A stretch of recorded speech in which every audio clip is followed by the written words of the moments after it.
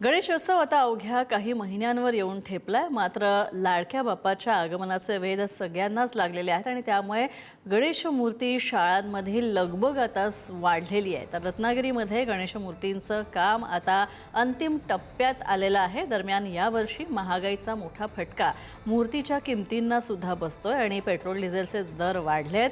Brush, रंग, मातीही महाग झाली आणि त्यामुळे मूर्तीच्या किमतींमध्ये देखील जवळपास 30 ते 40% वाढ झाली असं मूर्तिकारांचं म्हणणं आहे.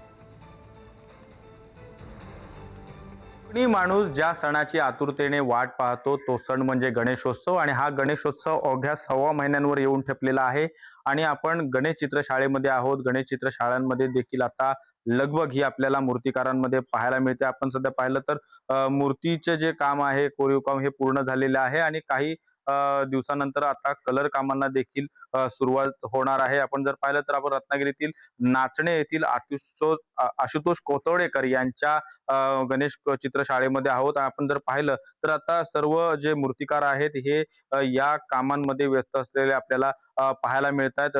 जी मातीची कामं असतात, जी मूर्तीची कामं असतात, ती कोरीव कामं आता पूर्ण झालेली आहेत आणि कलर कामांकडे हे मूर्तिकार वळलेले आहेत. ही लगबग आपण रत्नागिरीतील नाचणे येथील या चित्रशाळेतून आपल्याला पाहायला मिळते. आपण जर पाहिलं तर यंदाच्या वर्षी काहीसा महागाईची झळ देखील या मूर्तींना होण्याची शक्यता आहे. दादा, काय सांगशील, गेल्या वर्षीच्या तुलनेत यंदा कुठेतरी महागाईचा फटका बसण्याची शक्यता आहे का?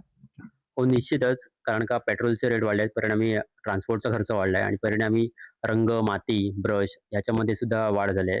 त्याच्यामुळे आम्हाला मूर्तीच्या रेटमध्ये सुद्धा वाढ करण्यात आली आहे. इंधनाचे कुठेतरी दर वाढले, त्यामुळे ट्रान्सपोर्टचा देखील दर वाढलेला आहे आणि या साऱ्याचा जो महागाईचा जो फटका आहे हा गणेश मूर्तींमध्ये होताना आपल्याला पाहायला मिळतो. एकंदरीत जी लगबग आहे ही लगबग रत्नागिरीतील मूर्तिशाळांमध्ये, गणेश मूर्तिशाळांमध्ये आपल्याला पाहायला मिळते. राजन चव्हाण, पुढारी न्यूज, रत्नागिरी.